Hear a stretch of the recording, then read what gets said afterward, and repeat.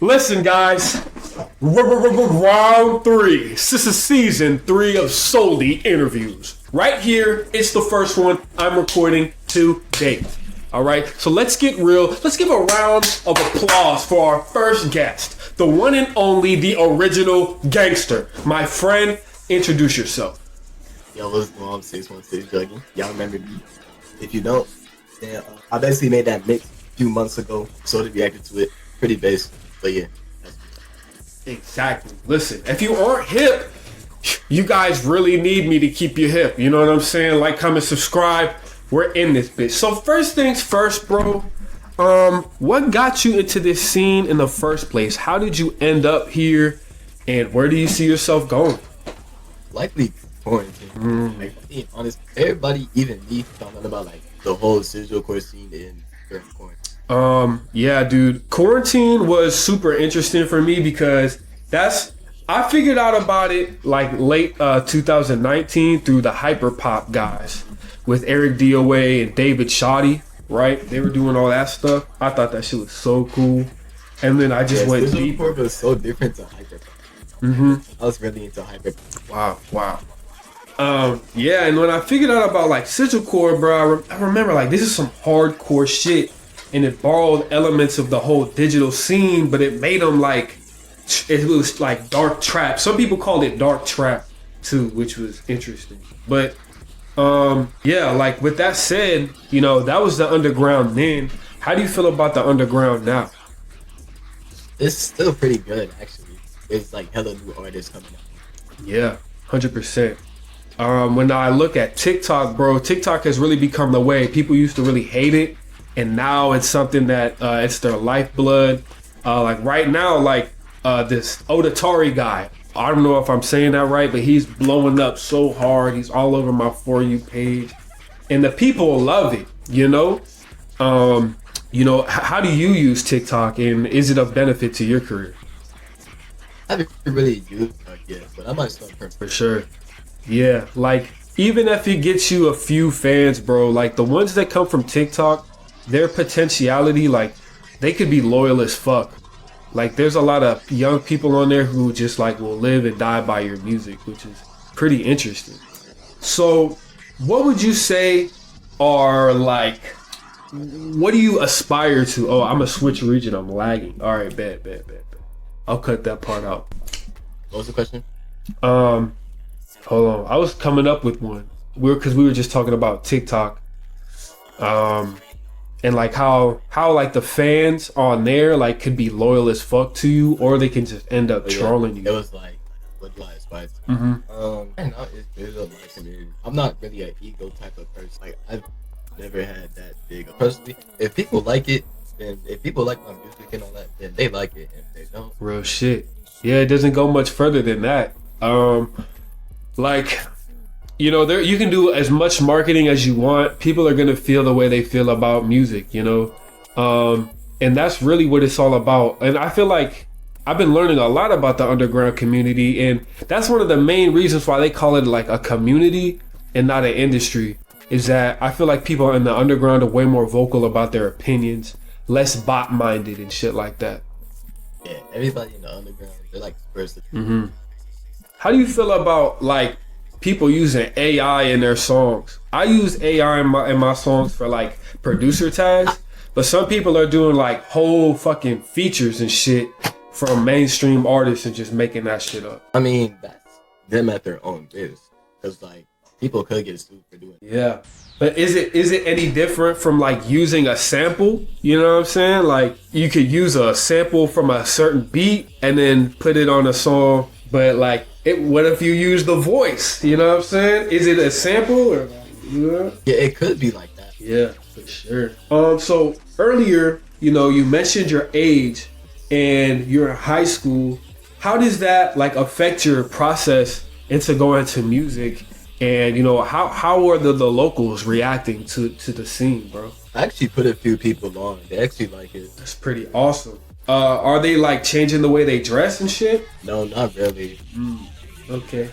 And like, you know, were they slow to grow on it, or as soon as they heard it, were they like, oh my god, bro, this shit is crack? It's more like slowly. And who did you show them? Like, who specifically? I showed them like most likely X and myself because I just made it to all platforms. That's awesome. Hey, follow my guy on all platforms. Do not sleep on him. Right here, you're at the tip of the iceberg. That's real shit. Congratulations for that. Cause that could be like a big time thing. For me, that's one thing that like changed my trajectory. Anyway, but yeah. Do you receive any criticism from school? Like, do you be getting haters and shit?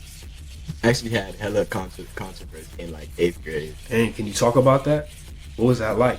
Yeah, it's actually really fun. So basically, it was this one kid that died, and they thought I said something. Like, no, I didn't even know. I would have even. So someone made some rumors saying that I said something about said kid, and it was like, "Oh, 7th graders are gonna jump you." Da da da da.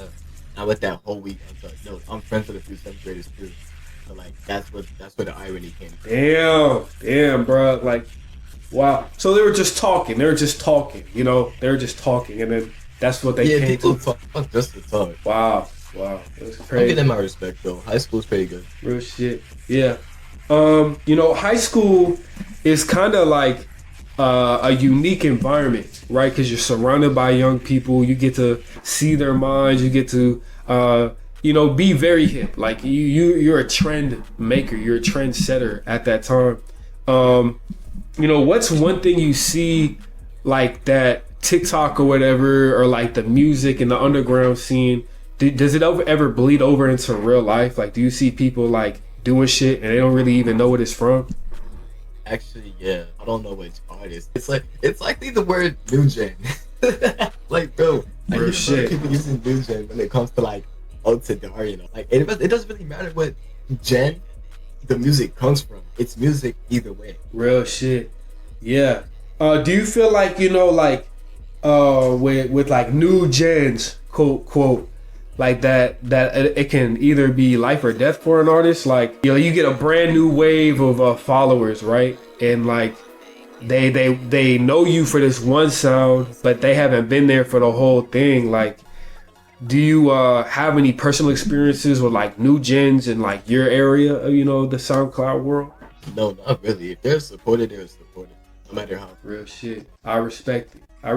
Yeah, I feel like it's important to just be realistic as fuck with your audience. Like, trying to section them up into, oh, I'm a new gen. Like, oh, I'm this. Like, your audience is gonna end up fighting itself. Real shit. That'd be terrible, bro. Yeah, they're gonna start fighting each other. Who's been listening to me? Like, that doesn't really matter. If you've been there, you've been there. Is there anybody you look to for inspiration when it comes to your music? I'm friends like a whole lot of cool people. Like, I talk to a lot of people in this scene. They're actually pretty cool. Real shit, yeah. That's one thing I noticed about like the underground is that the artists are way more forward, and I think that has a lot to do with like labels not being in the way. Management is a little bit different. Like, the attitude is different, and it's way more decentralized than what people may expect.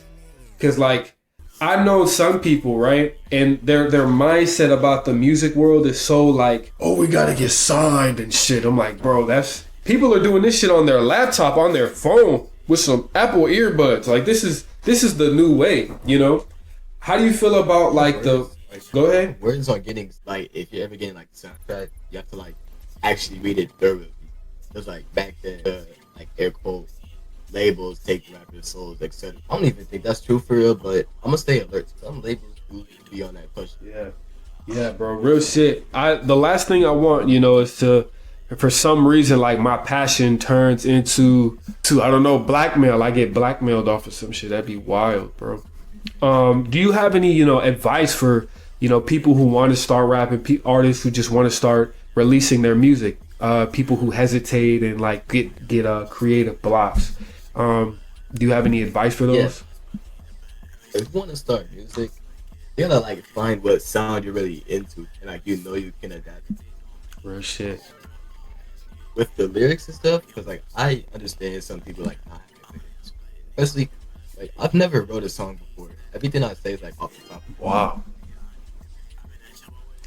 Real shit. So you think like people just overthink the music process in general?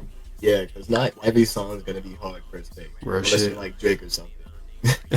Yeah. That's 100% true. You know, sometimes people just do what they like and like not what they're good at. Like I've been in that position before where I've tried to make music that I like, but it's not necessarily what I'm good at, you know, and a lot of that shit, just like you said, takes time. It's not gonna be good off the first, the first rip or whatever. Yeah, bro, 100%, 100%. Going forward, where do you see your career in like 1 year from now? I might be up though. Real shit. Really Yeah, depends. you are on all platforms. You know what I'm saying? So that, yeah. But shit, now's the part of the interview where if you want to talk about something, give any special shout outs to people you know, or just say whatever. Now's the time to do so. But yeah, shout out to my friend Jude. I was in an Instagram call with him like 10 minutes before this interview. Real shit. Shout out You might to see this. real shit. Yeah, I hope so. I hope so. Well, listen, bro, it's been a pleasure. Everybody watching this video, go check my guy out. Go give him a listen, bro. Anything is worth it, you know what I'm saying? He's on a mission to save the world. He's got a mission, and he's doing it good. All plats, come on, bro. And you over here not listening? Don't sleep on my guy. It's been Saintly Silas, the Soldy Man, here with the one and only. You know what I'm saying? And I'm out.